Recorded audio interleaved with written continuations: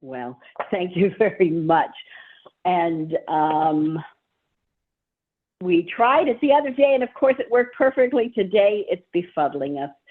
So I am the person who's interested in Lucy Maud. I'm actually the new president of the Lucy Maud Montgomery Society of Ontario.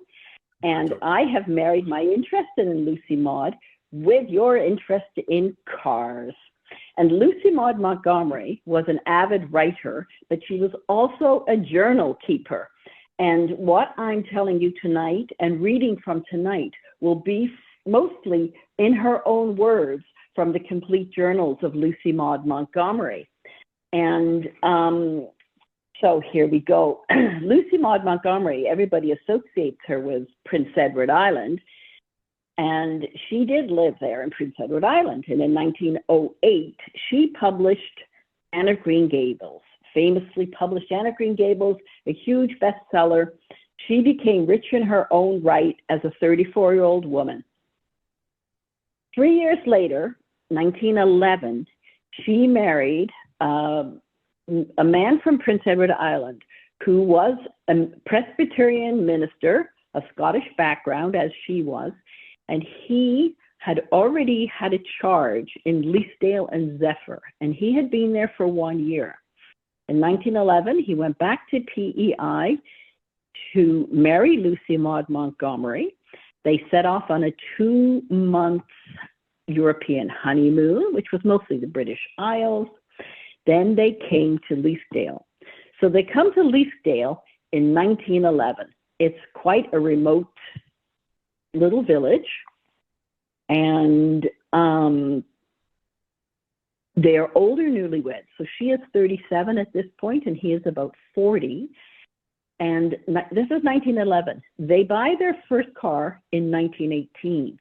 And between 1911 and 1918, in that 7 years, they are very fortunate in some things and unfortunate in others, because they have 2 sons a year later and a couple of years later. So they have 2 boys, but they also endure World War I, 1914 to 18. They buy their car before the end of the First World War. They've also had Spanish flu in 1918. Lucy Maud herself got it, was very sick. Her best friend and cousin, Fred, died of the Spanish flu, so she's had a tragedy. And many things are going on in her life, and really, like many people's lives, ups and downs, ups and downs. But she does have money in her own right. As you probably know, ministers don't have much money. But in May 1918, they bought their first car. So can you guys see slide 1, which is the manse there? Yeah, we've got the house up, and I can advance to the car whenever you're ready. Well, just give me 1 second. So that is the house where they're living. And in the back of that house, which is just a city lot, not that big a lot, they have a driveway that goes to the back where their horse and buggy is housed. Then when they get a car, they have a building of some sort to put their car in back there. Okay. I just wanted to say that this shift from a horse and buggy world to a car world, as you probably all know, fundamentally changes the way that Canadians live their lives, the way they socialize. It changes so many things for them. And what was a 1-hour horse and buggy ride into Uxbridge, 11 kilometers away, becomes 20 minutes when they have their first car. So we can, let me think. So in 1918, when Maud buys her first car, there are 170,000 cars already registered in Ontario, and no one had had a driver's test or had a driver's license. And in 1919, the Canadian Motor Vehicles Act was updated to increase the speed limits to 20 miles per hour in built-up areas and 25 miles per hour in the country. So now we can go to the second slide, which is their Chevrolet Daisy. Do you see that? Yes, we do. Okay.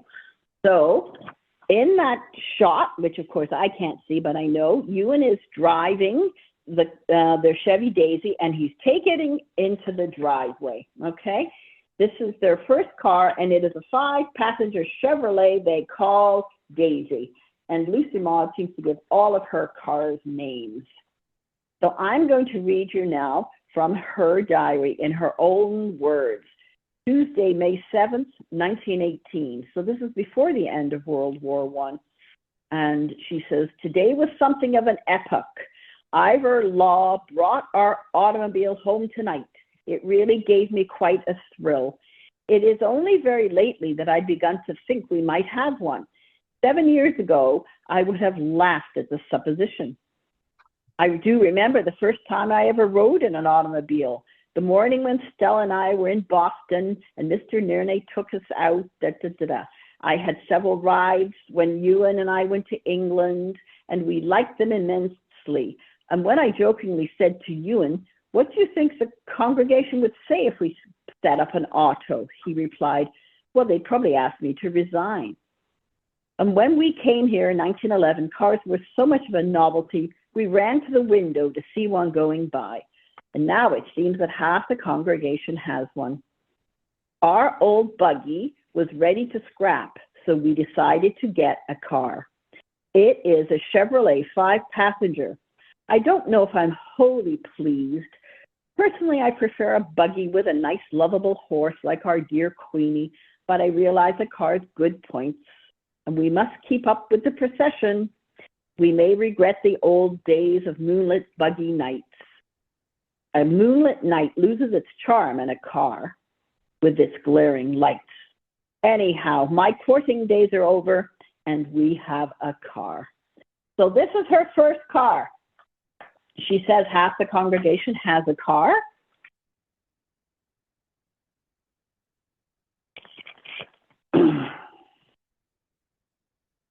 Now, the next 3 slides, you can show us those next 3 if you like there.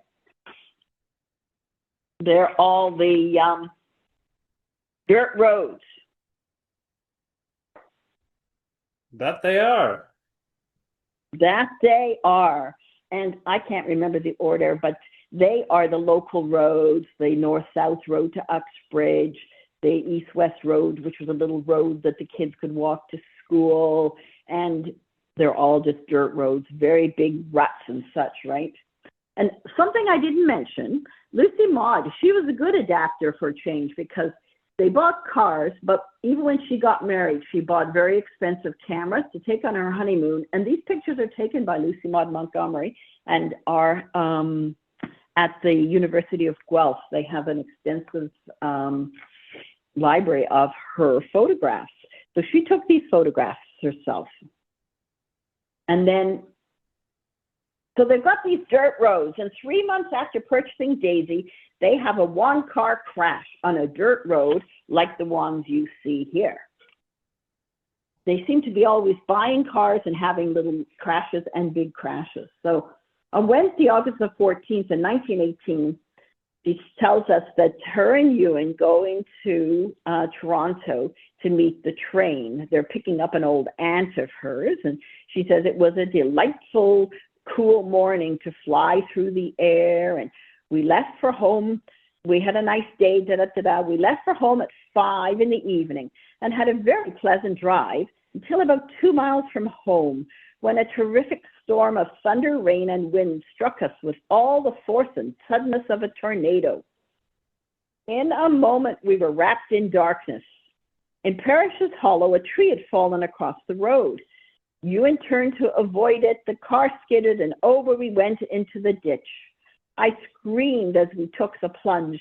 I felt sure we were going over the culvert. If we had, we would all have been killed, but fortunately we're a few feet further on where the ditch was shallower. We crashed into a mailbox and stopped. Out we scrambled in that downpour. I thought the car was ruined. One wheel was lying on the ground, but at least our lives were spared. Then we had to walk up a long drive and they don't get a very good reception. But eventually we drove home after the storm ceased, and we're none the worse. The car, too, is not seriously damaged. Mr. Warner has fixed it right up. But it has broken my nerve.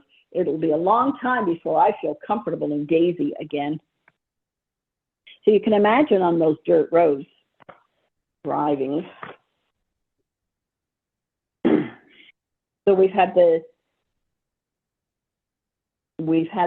dirt roads, and the next slide should be 3 years later when the McDonald's buy their second car, a gray Dort they call Lady Jane.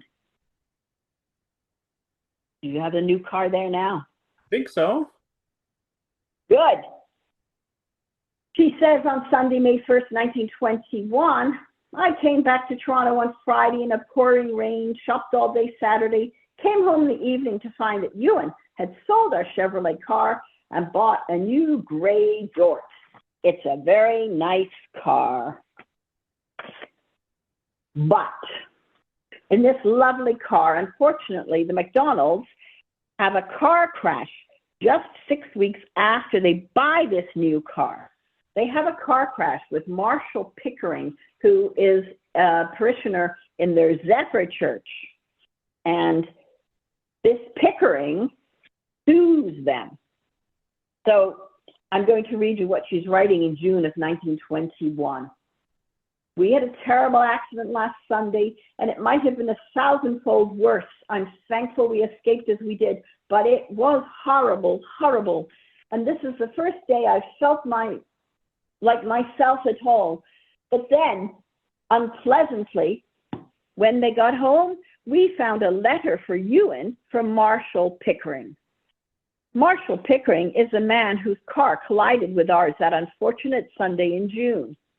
For this collision, I consider that both men were to blame, but that Pickering was more to blame than Ewan. And I think this is the opinion to be held by almost everyone. Ewan was guilty of decided carelessness in turning towards the side road without looking a second time to see if a car was coming from the north. He had looked once just before starting his car, and seeing no one, thought there was plenty of time to cross the road before any car came. And oh, there would have been, were it not for Pickering's furious driving. Pickering, on the other hand, was going at a furious rate. His own son, when he heard of the accident, said, I suppose he was driving like the devil as usual. So they've already had a crash in their new car, but not much later, in the summer,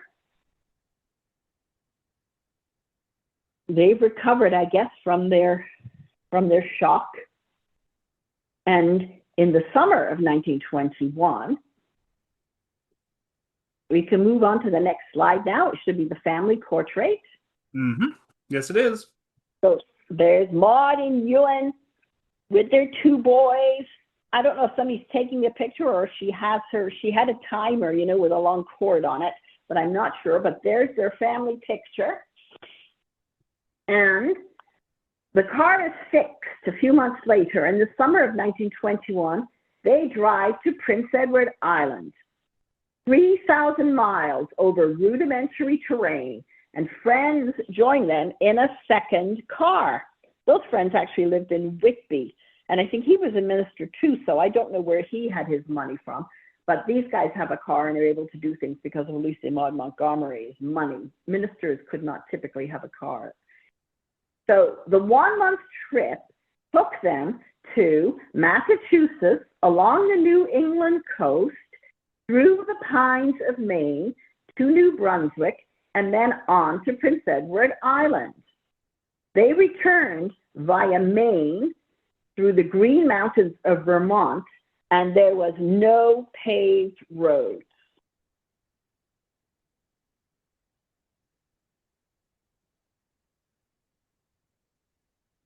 Let me see here. So she loves her cars. They go on this trip. I was on that trip once, and we went through the pines of Maine, and I thought it was scary and a nightmare in a regular big car, not on dirt roads. It's quite spooky there. I don't know if anybody's been there. So they went 3,000 miles in a month. But she does love her cars when they're cooperating. If you go on to the next slide, it's also a family portrait. With the gas pump, yes. And yes, with the gas pump. So that's a question I was going to ask you guys, but I can't see you. I mean, I'm not an I'm assuming that all the places that used to service horses and buggies put in a gas pump or something. And what kind of maps did they have? How did they know how to get around? It's quite amazing. I'm sure you people know because you have old cars and are interested in this. So a year later, in the next summer, 1922, they drive to Niagara Falls, they drive to Buffalo, they drive to Bala. Their boys are 10 years and 7 years old by now. And let's see what she does. Okay, so for instance, they've gone on summer holidays and all sorts of stuff. And like so many people, at the end of the summer, Saturday, September the 2nd, 1922, they decide they should take the boys to the exhibition in Toronto. So on Wednesday, we rose at 5:30 a.m. and left the house at 7 to have a day at the exhibition for the sake of the children. We had a lovely day, etc., and we left the grounds at 11 p.m. and got home at 1:30 in the morning. So with his two little boys in tow, it took 2.5 hours to get from Leaskdale to the exhibition. I enjoyed that drive home. The night was fine. Lady Jane behaved herself well for a wonder. I like traveling by night in a car that acts well. It always gives me the delightful sensation of being a comet rushing through the darkness of space by my own light. And she goes on the next day. The cars are decent things when they behave decently. And she goes out, Ewan goes preaching, and she likes to go with him just for the drive to get out. And she says, it's so fun to put on a pretty evening dress and then spin down to town over good roads in the clear evening air, under a cloudless, silvery sky. It was so exhilarating. It made me feel almost happy for the time being. Riding in a car always seems to cheer me up. It's as if you go so fast that you left your worries behind you.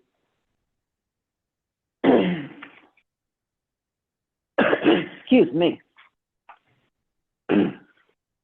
So, in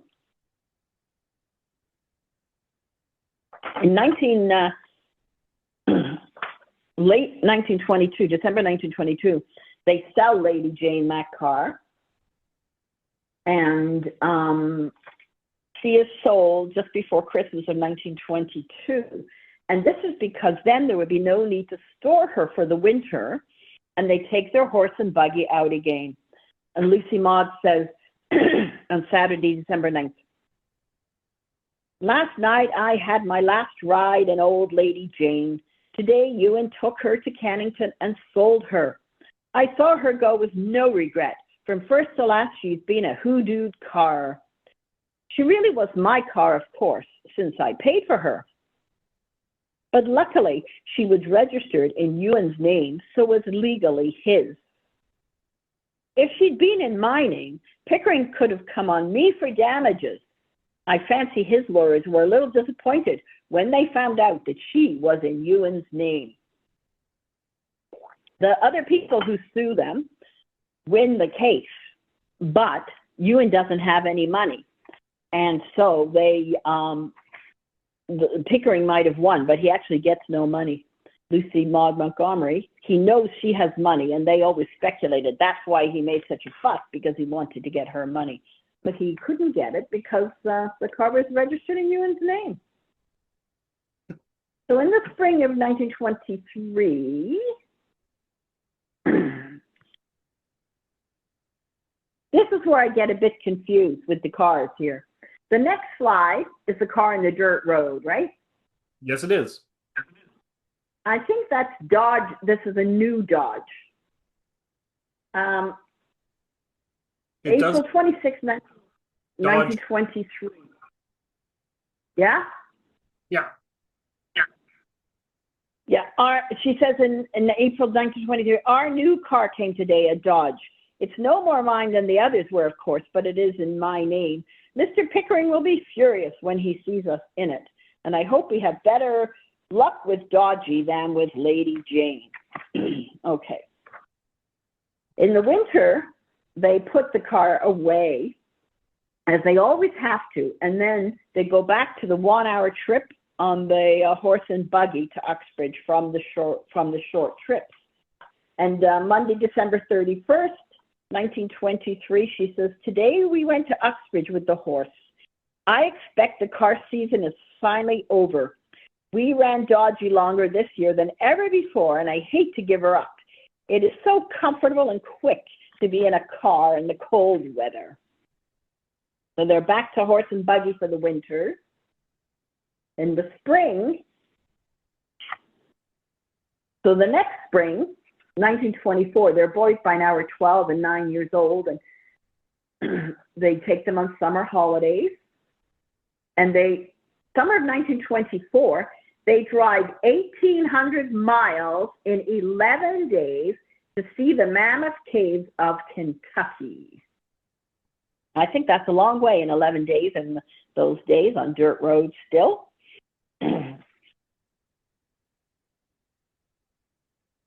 She says that when they've got the car out, her word, she says, I feel as if we've got out of prison again. You and two, as always, feels much better.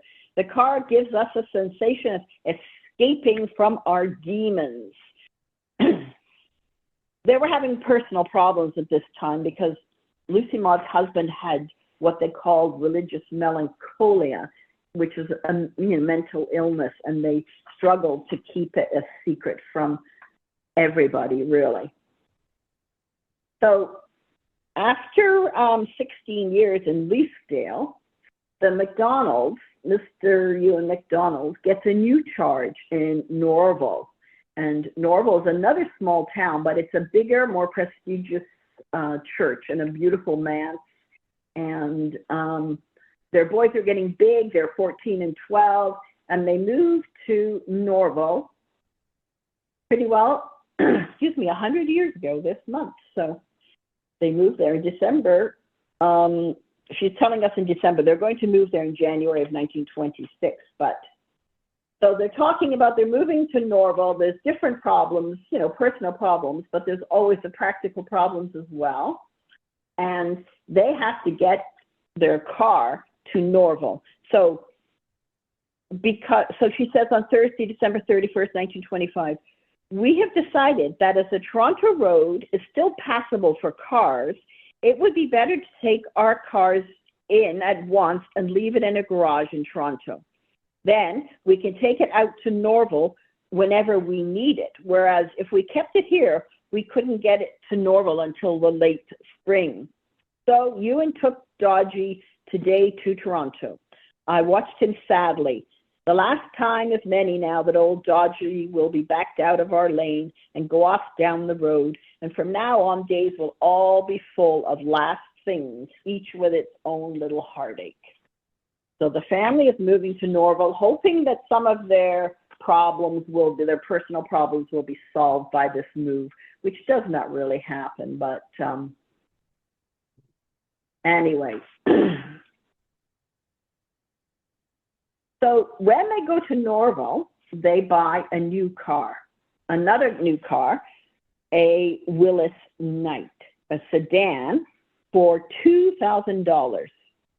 So this is the fourth car they have purchased, and they buy this in 1927. Their boys are getting older. They buy this Willis Knight sedan, $2,000, and they become a two-car family. They're going to keep the Dodge for the bad weather so that they can take care of their car. But I think also they're letting their older boy, Chester, drive the cars now. She says that in September 1927, Chester returned to Aurora today. Their boys are going to St. Andrew's College, a private school in Aurora by this time. I went as far as Toronto And when and you and I had to look at some cars. I want to get a really nice closed car. Old Dodgy has grown so shabby. A minister's car, out in all weather and on all kinds of roads, can't be kept spick and span. And yet I hate the thought of forsaking Dodgy.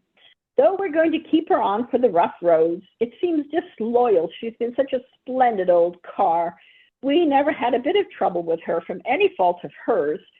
After that unspeakable gray Dort, she was a wonder. We have decided on a Willis Knight. And so my footnotes here tell me that Willis had originally been a bicycle manufacturer, but moved into automobile frames. And Charles Knight of Chicago invented a new style of engine. The Willis Knight was produced between 1914 and 1933. So they buy one in 1927. Excuse me. So we had some technical problems, and also a few days ago I came down with a cold. It's very annoying. Okay. So they have a bit of a mishap in January of 1928, another car mishap. Okay, we went to practice our play at Sterrett Leslie's in Union tonight without the chains on the car, as the roads were all right when we left here. And when we started home, we found it was raining and freezing, but we got along until we came to Copeland's Hill, a steep hill with two twists.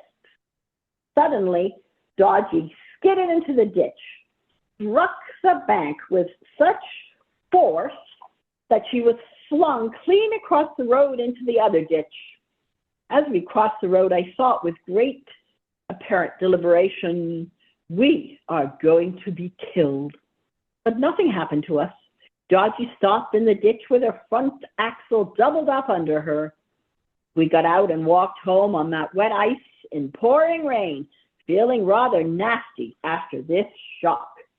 And the footnote it tells us here about metal chains were often used to wrap on the wheels for improved traction in difficult weather. And I grew up in Leaskdale, and I remember people had chains on their car wheels even in the 60s and 70s. I don't think you're allowed to do that on the roads anymore, probably. Let me see now. A year later, in 1929, they buy another car, a Dodge Coupe, which is a two-seater car smaller than the four-door sedan Dodgy. And the boys are driving by now, I think, at least the older boy, Chester. So the boys are 17 and 14 now. And on Thursday, Ewan and Chester, she says, went to Toronto in the little Dodge Coupe, for which we recently traded our old Dodge touring car. On the way home, just after leaving Dixie, they saw a large sedan coming rapidly towards them. As it came up to them suddenly without the least warning, it dashed right over to their side of the road, collided with our car, knocked off a fender and a tire, and bent one of the wheels to double at the axle, wrenched off one of its own wheels, and hurtled into the ditch. Luckily, our car was not ditched and nobody was hurt, though they might all have been killed or injured. The driver of the car was a young man who, when he scrambled out the ditch, couldn't explain what happened at all. When I heard it, I said he was probably drunk, but the men say he was not. The only other explanation is that he'd momentarily fallen asleep. Anyway, his name is Woodbridge, and he handsomely acknowledged that all the blame was his, and that he would see that our car was put into the shape it was before and pay all expenses. Chester and Ewan got home in a friend's car, none the worse for their nasty experience, but it shook me up a bit when I realized what a narrow escape they had.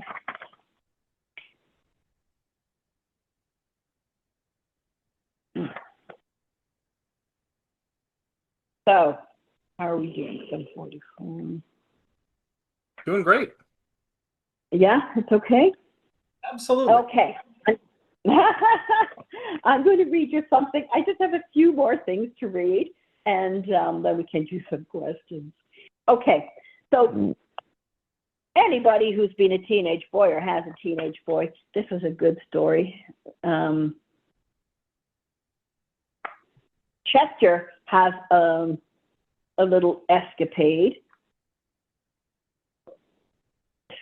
So another evening then, when Chester's 15, he's driving Maud and some family friends on a drive. This is just an excerpt from another book. Maud urged Chester, who was driving at 35 miles per hour, to slow down as they went through the village of Erin. He complied, and halfway through the village, they came upon a very old man about to cross the road. Chester blew his horn, and the man stopped. But at the last moment, he stepped into the street and was hit. They jumped out of the car and turned the man over, and he came to weakly saying, "Where is my hat?" His wife came out drearily saying, "Well, I've been expecting this right along. It was that old fool's fault. He oughtn't be out on the street alone. He's been childish for years." A neighbor said, "I guess if you'd killed him, his wife would have been relieved. He's an awful trouble to her." Maud would later write that although she was relieved the fault was not Chester's, she didn't want Chester to kill a man just to save his wife from the worry. Chester talked off the evening, and I think this is a typical or a great audacious teenage boy remark. Chester topped off the evening by declaring, once they were home, "Mother, if you had not made me slow down, we'd have been through Erin long before the old fellow came down with his pails of water." Chester has a second driving infraction, which could not be so readily pinned on his mother. And in April 1931, he was given a summons for driving negligently on the public highway. And Maud wrote in her journal, "It turned out that the young idiot had been driving too slow with his arm around Luella Reed." Unlike his mother, Chester seemed only too aware of the automobile's romantic possibilities. So after they're in Norval, they're going to be moving soon to Toronto. But truthfully, in the later years, she doesn't talk very much about any of the such escapades. Her journals become rather dim. And that's the end of my anecdotes about Lucy Maud and her cars. They move to High Park to a lovely house. They retire in High Park. Their boys go to university. They have their cars. But her journals are not too joyful in those days. So they retired there in 1932. They do take their cars with them to Toronto. And now the last three slides I have are of Allison, our summer student, dressed as Lucy Maud Montgomery when the Model T Ford Club came to visit us last year. Your group came one year, and this past year, the Model T Ford Club came. So we just thought we'd show you a few of those pictures, just for fun, because you are car people. And that ends my discussion of Lucy Maud and her cars. Well, thanks so much, Sharon. I'm just going to give people a little bit of time to type questions in the chat. I see we've got a couple already. I wanted to ask a shameful admission to make. Beyond watching one of the mini-series, I have never consumed or read Anne of Green Gables or any of Lucy Maud's works. Shameful as a reader. But do we forgive you. Do cars show up often in her writing, or fiction at least? Not really. She tends to write in her fiction. A lot of her fiction is written more about late 1800s before the cars came. But they don't in Anne. They don't in the later years. They do. And in one particular book, The Blue Castle, which is about Bala, the beautiful town of Bala, cars feature prominently in that, because the girl in that, Valancy, gets herself a boyfriend, and she's been like a timid spinster. She's 29, and you know they're spinsters. And then she gets this boyfriend, and they drive wildly around in his old car and go to the Chinese restaurants, and it's quite scandalous. And that book is called The Blue Castle, and that comes off the top of my head. Mhm. But that's a standalone book. That's not one of the Anne books. Yeah. There are, I think, 8 or 9 Anne books, and I'm not sure even when Anne's an older woman if cars really feature. Mhm. They may somewhere, but I can't remember it off the top of my head. Mark's asking, did Lucy Maud ever do any driving herself, or was she a passenger? She was always a passenger.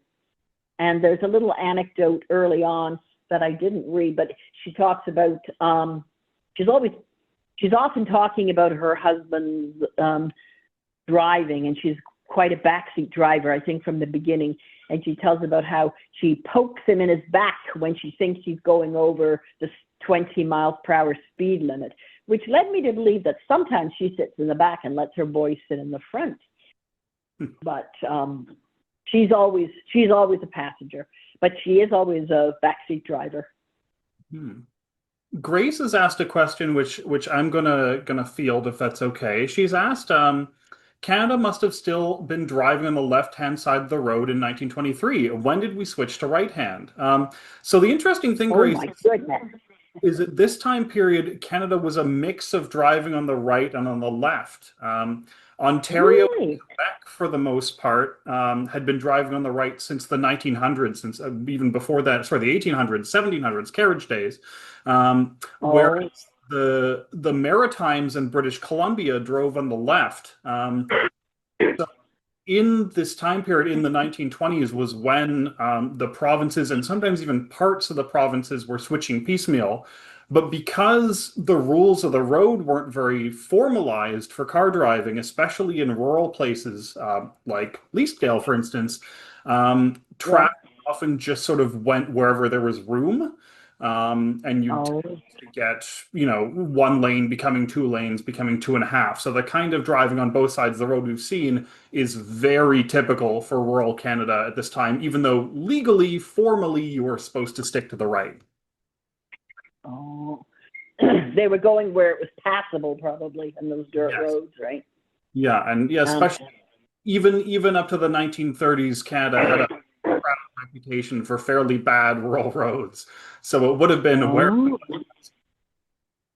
Yeah, I did read something funny about Prince Edward Island.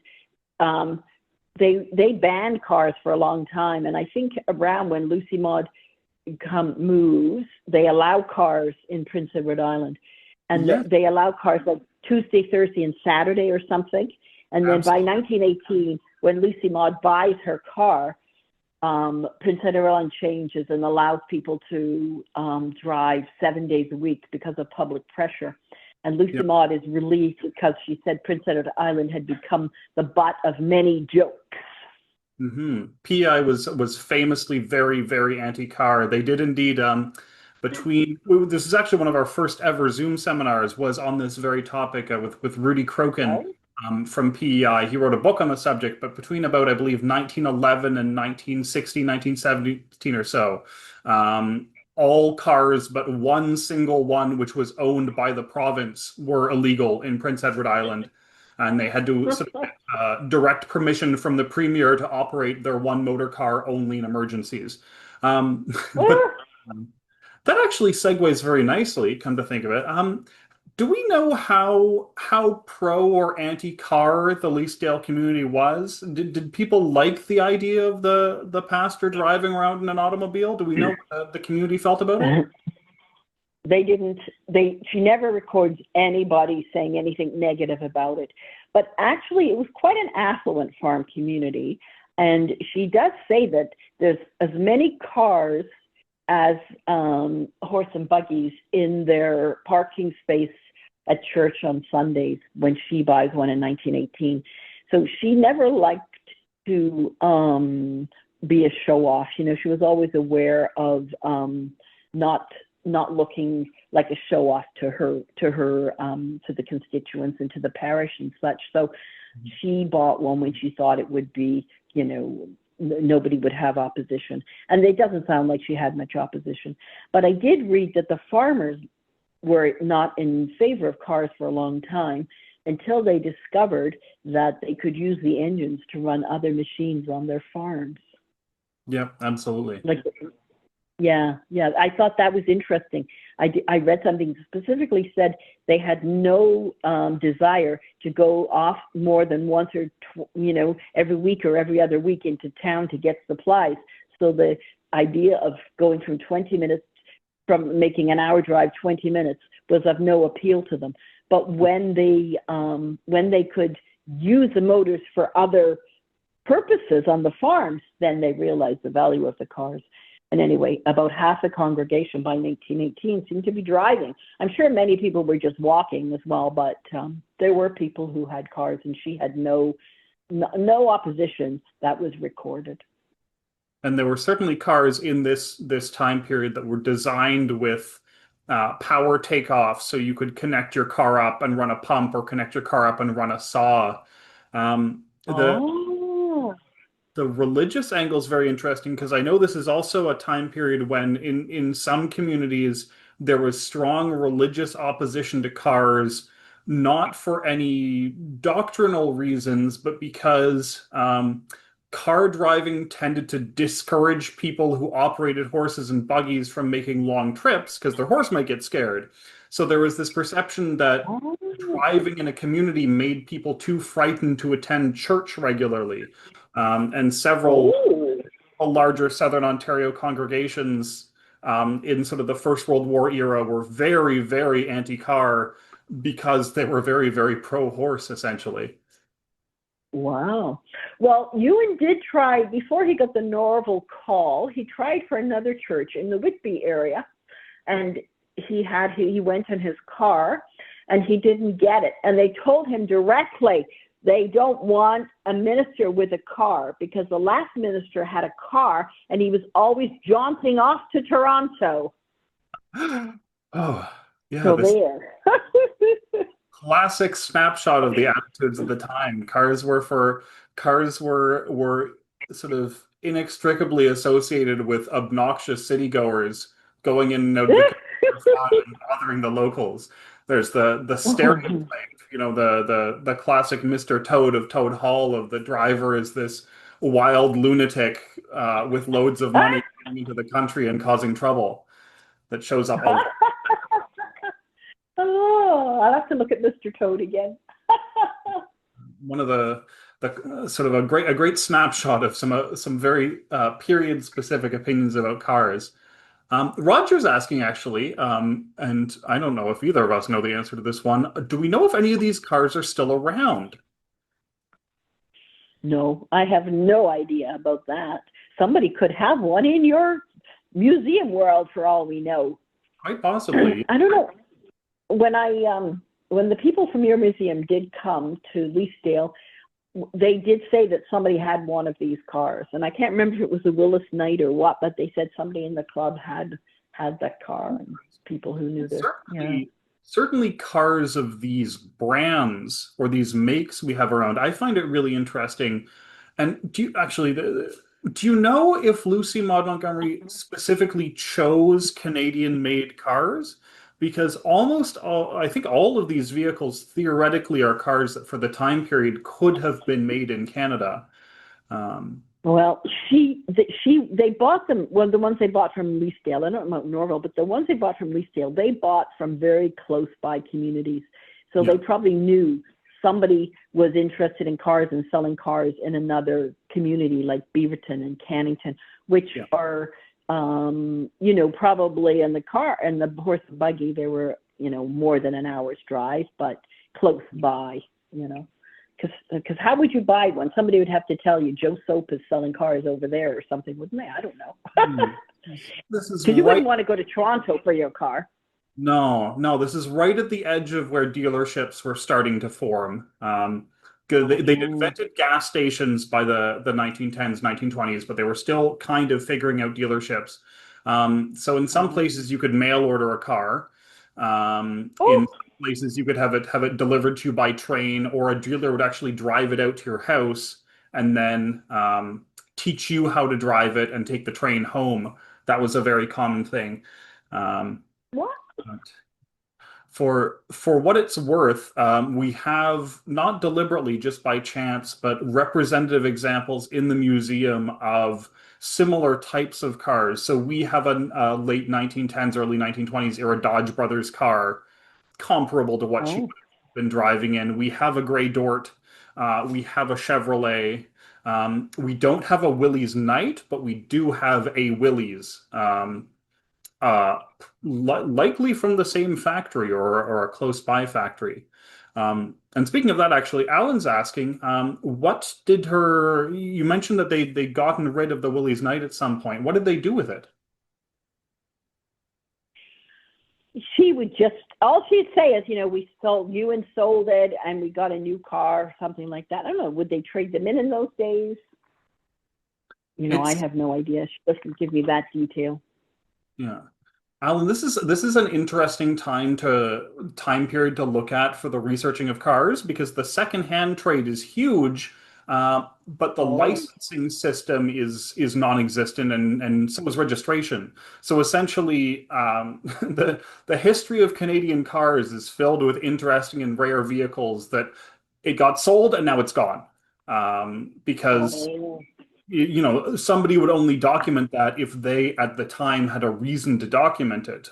Selling secondhand cars was very common, and you'd pay cash, you'd hand it over, you might give them the manual, and off they go, and it's gone. So right, right. it's not surprising to not have records of this kind of thing. It's not. It's not like now where it feels like an ordeal if you want to get rid of your car. Yeah, long before the invention of a little group registration paper, that's for sure. Well, we're coming up on time. Okay, there we go. Clark's saying one of the members of the ACCC Durham region does have a 1928 Willys Knight. So something that would have been, yeah, pretty darn close. Oh, that's amazing. That's amazing. I just want to tell you a slight off-topic thing is that it's amazing to me. Like you guys, it's a wonderful hobby or interest with your old cars and everything. And just where I live, there's quite a few people around here who have old cars in their garages that they drive. In the summer, there's car clubs all around Uxbridge and such.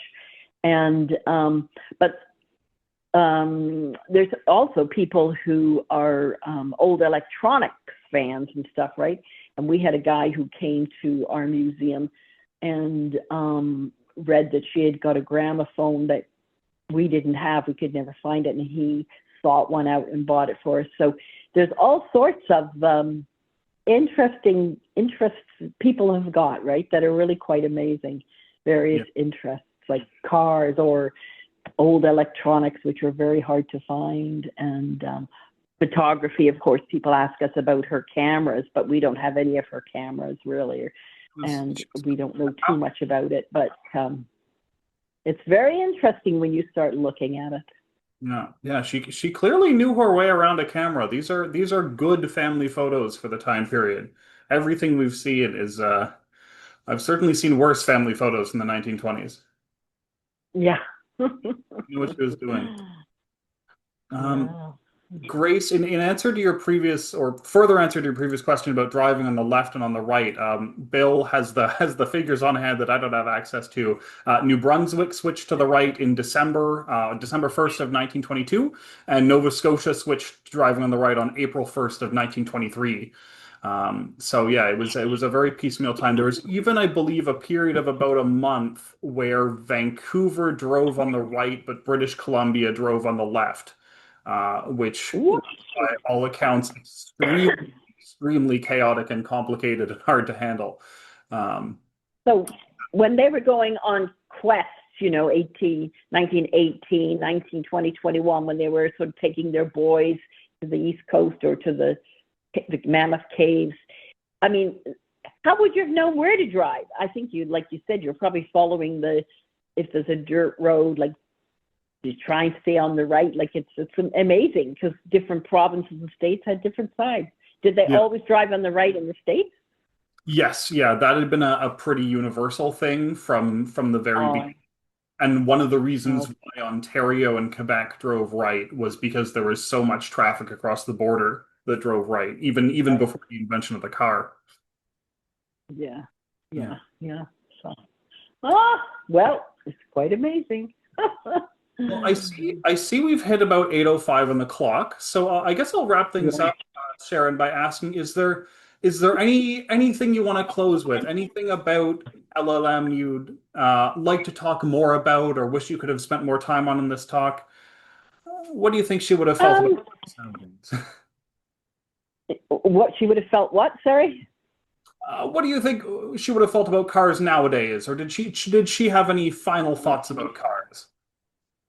Not that I have found any final thoughts, but I think she was open, I think, to change, and she recognized, intrusive things about cars and about photographs and about phonographs. But I think she would have been,